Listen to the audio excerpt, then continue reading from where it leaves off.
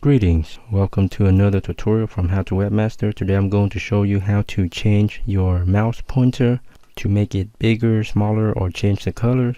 Here you can see in this example, my mouse pointer is a nice big green mouse pointer right here. And to access the settings to change your mouse pointer, it's going to be right here. Go to your Windows icon right here. Next to it, you can search for this ease of access setting. So right here, search for ease, and you can see right here, ease of access display settings. And once you're here, you can go to the mouse pointer and you can change to the size.